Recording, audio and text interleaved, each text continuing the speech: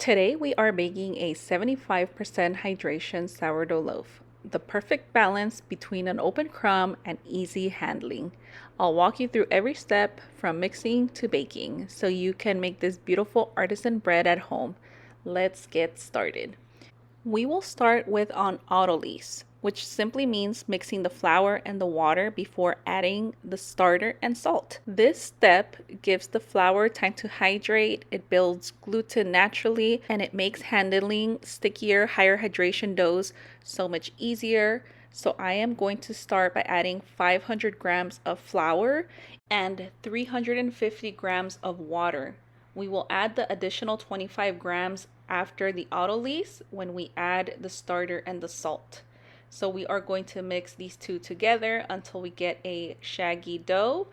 As you guys know, I like to use my handy dandy spatula, but you can use your hands if you prefer, or a dough whisk, anything you have really. And we are going to cover and let it sit for an hour on the counter.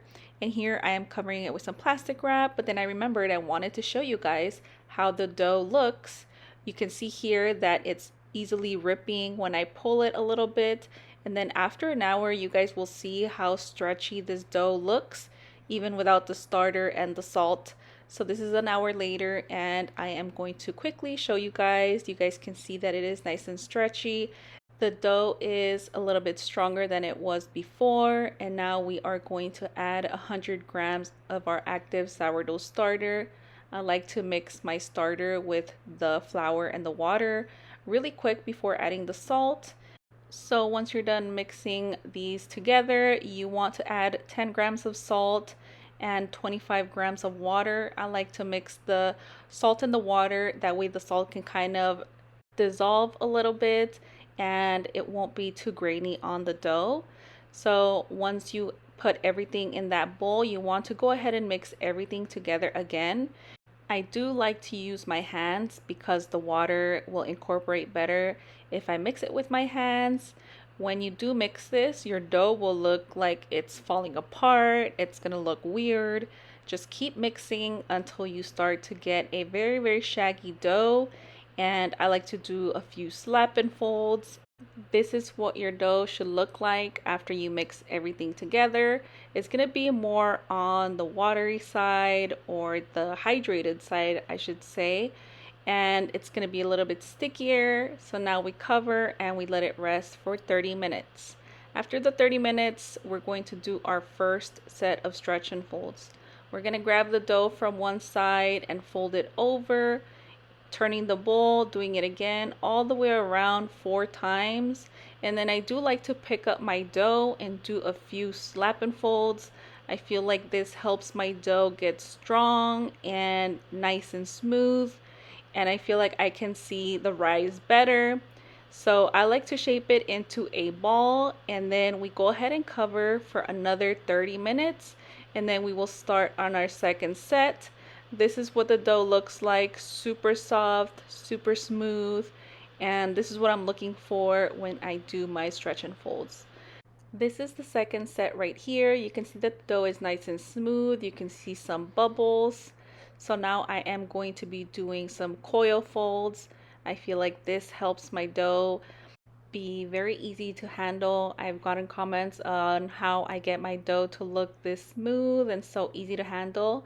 And I honestly think it's because I know how to do stretch and folds and how to get my dough strong now. We are going to repeat for the third and fourth set of stretch and folds. When handling higher hydration loaves, I do like to do the Autolyse because it helps absorb some of that water in the initial flour and water mix. And when I add the extra water, when I add the salt and the starter, I feel like it absorbs it easier, and then that's when the dough is easier to handle. I have mixed everything together before, but the dough is a bit stickier and it's not as easy to handle. So if you are a beginner, I highly suggest you do an Autolyse.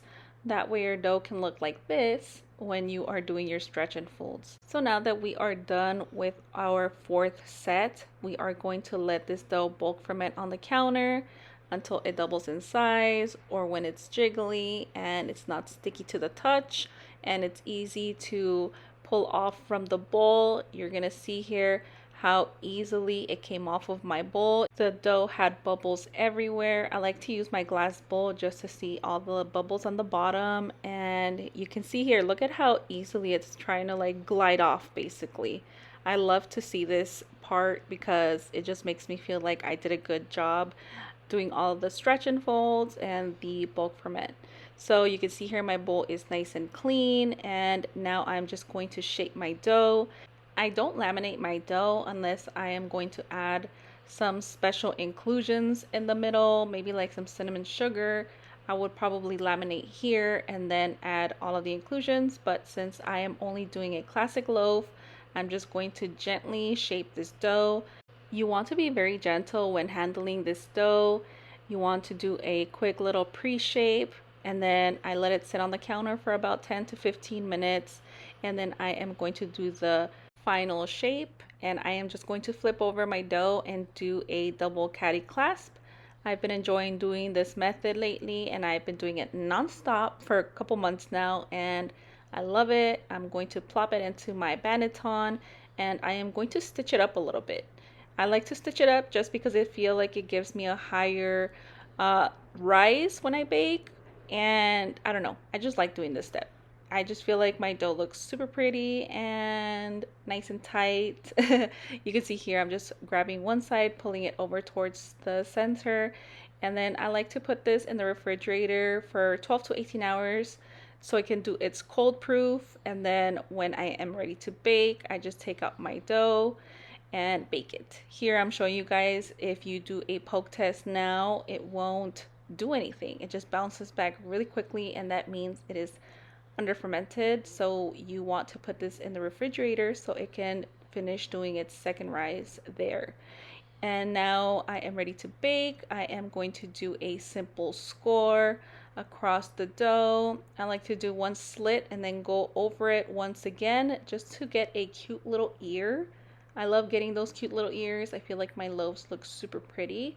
And then I do a quick little wheat stock, and then I bake the loaf 450 degrees for 30 minutes with the Dutch oven lid on, and then 10 minutes with the Dutch oven lid off.